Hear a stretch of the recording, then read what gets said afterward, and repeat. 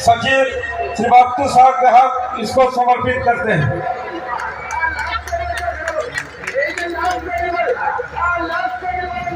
देवशंकर दत्ता, काबू दत्ता, जिनका वर्तमान पद है लोकसभा संवाद केंद्र संयोजक चाईबासा। जमशेदपुर से चाईबासा की दूरी है 70 किलोमीटर और जमशेदपुर से दूरी है भाड़ागोड़ा की 110 किलोमीटर। और जिनकी शुरुआत कभी काबू दत्ता इसी घाटशिला क्षेत्र से अपनी राजनीतिक कैरियर की शुरुआत की। और यह झारखंड का वह क्षेत्र है जहां आज भी संघर्ष की जीवन है। आज भी गांव में आधुनिक सुविधा की कमी है, लेकिन हमारे झारखंड में गांव में टैलेंट की कमी नहीं है।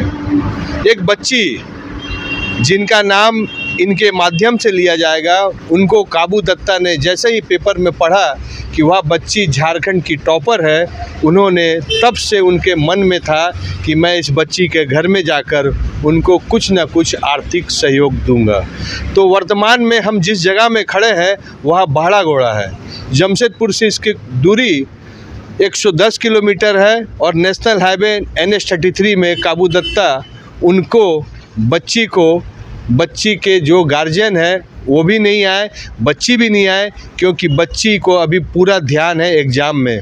उन्होंने कहा कि आप दे दीजिए हमारे जानकार को, मैं अभी नहीं आऊँगी, मैं दूसरे एग्ज़ाम की तैयारी कर रहा है। तो देखिए वह बच्ची का टैलेंट। और हम तो काबू दत्ता को AD लाइव की पूरी टीम की ओर से धन्यवाद देते हैं कि ऐसा जनप्रतिनिधि, ऐसा समाज सेवी, ऐसा व्यक्ति अगर थोड़ा थोड़ा अपनी पैसा, थोड़ा थोड़ा आर्थिक अगर हमारे बच्ची को लगा दे, खास करके गांव के, तो हमें लगता है कि हमारा देश बहुत बुलंदियों में जाएगा। काबू दत्ता को हम धन्यवाद देते हैं कि एजुकेशन क्षेत्र में उस बच्ची को इतने दूर से रात में आकर सम्मान करना काबिल तारीफ़ है। तो काबू दत्ता जी से बात करते हैं कि मैं भारतीय जनता पार्टी लोकसभा संवाद केंद्र के पश्चिम सिंहभूम जिला के संयोजक हूँ। साथ ही साथ मैं इस क्षेत्र जो भाड़ागोड़ा क्षेत्र में 2014 में चुनाव भी लड़ा था MLA का, उसी का स्वरूप मैं इस तरह का कार्यक्रम सामाजिक करते रहता हूँ इस क्षेत्र में। निश्चित रूप से अब पत्रकार बंधु को बहुत बधाई देता हूँ। ये आप वो जरिया है समाज का जो हर कोने के दुख सुख खुशी सारे चीज़ आप शेयर करते तब हम तक पहुँचती है। आप जो बच्ची का बात वो बोल रहे हैं श्रेया सेनगिरी, ये बच्ची 10th में स्टेट टॉप की। मैंने पिछले साल इसी भाड़ागोड़ा एक मेला में आए थे और घोषणा की थी कि जो बच्चे यहाँ पर अच्छे रिजल्ट करेंगे, डिस्ट्रिक्ट या स्टेट टॉप करेगा, उन्हें मैं 50,000 रुपया दे के सम्मानित करूँगा। चूँकि ये सुदूरवर्ती क्षेत्र पढ़ाई के क्षेत्र में आर्थिक रूप से काफ़ी कमज़ोर है। और जहाँ तक इस बच्ची की बात है, इसके पूर्व में मैंने जो ब्लॉक में जो मैट्रिक टॉप करते थे उसे मैं 50,000 रुपये देता था ताकि वो आगे जाके अपना पढ़ाई जारी रखे। उसी स्वरूप चकुलिया, गुड़ाबंदा और भाड़ागोड़ा में भी इसके पहले मैंने 3 बच्ची को जो बराबर लाए थे नंबर, उन्हें 50,000 दे के सम्मानित किए थे। उसी स्वरूप इस बार स्टेट टॉप की श्रेया सेनगिरी, शायद उसमें एक इच्छा जगा कि शायद ये पैसा जो मेरे द्वारा दिया जाएगा इससे उसके पढ़ाई में सुविधा होगा, इसलिए उन्हें जोर लगा कर मन लगा कर पढ़ाई किया और स्टेट टॉप की। और इस सुदूरवर्ती क्षेत्र में इतना अच्छा रिजल्ट करने के लिए आज हम उन्हें सम्मान करने के स्वरूप 50,000 रुपये उनके अभिभावकों के हाथ में सौंपा।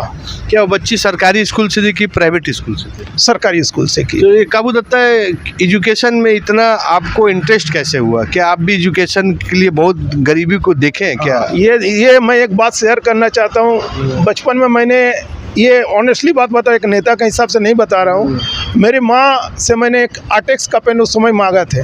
मेरे माँ बोली कि देखो बाबू 9.5 रुपया का आर्टेक्स पेन, ये मैं 1983-84 का बात बता रहा हूँ। चाईबासा रुंगटा स्कूल में पढ़ाई करते थे, तो आर्टेक्स पेन मांगे तो माँ ने रोने जैसा हो गई, तो मैं समझ नहीं पाया कि मैंने खाना छोड़ दिया। तो एक माँ भावुक हो गई कि मैं खाना छोड़ दिया, ये बच्चे रो पा रहे, क्योंकि आप जानते हैं तभी बच्चे जो पत्नी के हाथ में हमारे पिताजी लोग उतना पैसा नहीं देते थे। तो माँ का दिल को भावना, एक तरफ बेटा भूखे है, ऊपर उनका आंचल में रुपया नहीं है तो उन्होंने मुझे खाना खा लो, कभी मैं कोशिश करूँगा। इसी दौरान एक शिक्षक को जानकारी मिला, मैथ का शिक्षक थे सुधीर कर महाशय, उनको जानकारी में तो उन्होंने एक कॉन्टेस्ट रख दिया कि जो मैथ में टॉप करेगा उसे मैं आर्टेक्स का पेन दूंगा। तो मैंने उस समय सारे सब्जेक्ट छोड़ के पढ़ाई जारी किया मैथे में और 99% ला के हमने वो आर्टेक्स का पेन जीता। जीतने के बाद देखिए हमारे उस समय के कैसे बुजुर्ग पिताजी लोग थे, गार्जियन लोग, वो आर्टेक्स पेन मैंने जीतने के बाद मेरे माँ के हाथ में दिए तो मेरे माँ के हाथ से ले लिया। पिताजी बोला तुम जिस दिन मैट्रिक टॉप करोगे उस दिन आर्टेक्स का पेन लोगे, इतना बड़ा नहीं हो गया, तुम 9.5 रुपये का आर्टेक्स पेन से लिखोगे। तो मैंने सोचा कि पिताजी का ये गार्जियनशिप है।